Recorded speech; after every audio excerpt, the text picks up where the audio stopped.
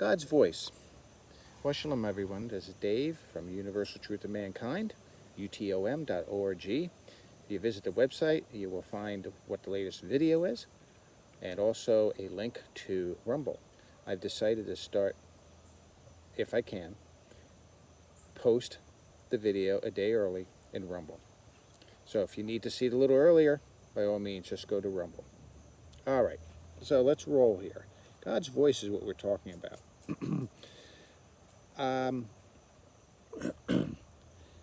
When we take a look at Genesis 1, there's so much in Genesis 1 that just the English eye doesn't pick up, but the Hebrew eye picks up a lot in it. We find the very first attribute of the Creator, the first name of the Creator, Elohim, being expressed in it. Now, Elohim is a plural word, like I said many times, and it represents the 7 attributes of the Creator below that. Thus, it's the mouthpiece for those 7 attributes. So we know that God's voice starts there. There's also another peculiar thing about Genesis 1:1 in particular, that before heavens and earth, before the heavens and then before the earth, there is something called Et. It's Aleph Tav. It's not translated into English. Typically, if it is, it's called La, which misses the point. And that's the problem. Whenever we translate, we miss the point.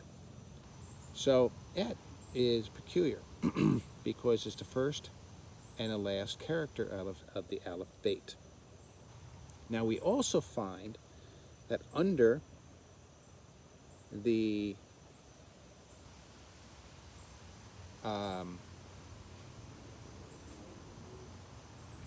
just lost my train of thought. It'll come through, but let me just roll on anyway. We find within Genesis 1, Elohim, the utterances, thus let there be light, or God saw it was good, those type of comments being made within Genesis there are always spoken after the name of Elohim is mentioned. Thus, we have to ask ourselves, what's talking here? Whose voice is this? It's Elohim's voice. Elohim is God's voice. Elohim is the voice of the Creator. And we know that, like I said before, there's the Et. So how does Elohim communicate with you and I? Well, it uses those 22 characters. Aleph is for Et, Aleph is the first character. Tet is the last character. Total 22 characters are in that string. So the Creator communicates to us through the totality of those 22 characters. We will also find that we take a look at all the utterances and we take the various characters, we will find that every single one of those 22 characters is used at least once, if not multiple times. So Elohim is the voice. Hebrew is the holy language in which the Creator speaks to us.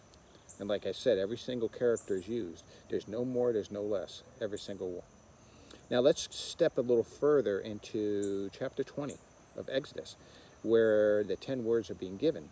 In chapter 20, verse 18, there's a word called, you'll see there, thunderings. Now what's a thunder? Well, it's a voice. Thunderings is voices. And then further on it says, Moses will let Elohim speak to you, and then you speak to us. So right there is showing that Elohim is the voice of God. And the voice of God communicates to us through those 22 characters. What are those characters? They're frequencies. What are the 3 main,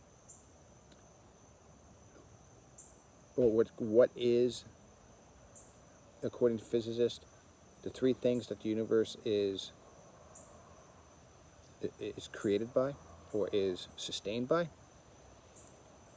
and that is frequency, resonance, and sound. So the DNA, the primal sounds of creation come from Elohim. And Elohim is the one who spoke things into existence in Genesis. It also spoke the 10 commandments, the 10 words. Now, according to some, all 10 voices were speaking at once, which I believe that's probably the case. That would make sense. So there were 10 basic voices speaking those 22 frequencies. So those frequencies are foundational to existence. It makes sense because our eyes pick up color, right? Picks up light, picks up frequency. There's certain frequencies our eyes cannot pick up. Our hearing, frequency. Only certain frequency range cannot pick up. Smell is a frequency range. Only a certain frequency can your nose pick up. Your taste buds, frequencies. Touch, frequency. Frequency is the very foundation of everything around us. And I'm going to talk about that in the next video a little more. But we see that frequency is the basics of everything. And these frequencies come from the voice of the Creator. The voice of the Creator, Elohim, is what speaks to us. And remember what I said, there's an upper Elohim and a lower Elohim. The upper Elohim is who we really are. The lower Elohim is who we physically are. And what we need to do is permit ourselves, the lower Elohim, our mind, to couple and to listen to the upper Elohim, so that the lower Elohim can be transformed into the real us. So that's done by frequency. And when we have a desire for the Creator and we start pursuing the Creator, we start listening to the Creator, we start learning from the Creator, we're transformed by the Creator, transformed by Elohim. Elohim is our mating point between the Creator and us.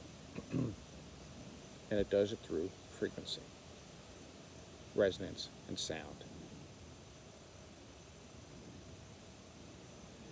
Okay, everybody, well, other than that, have a great week.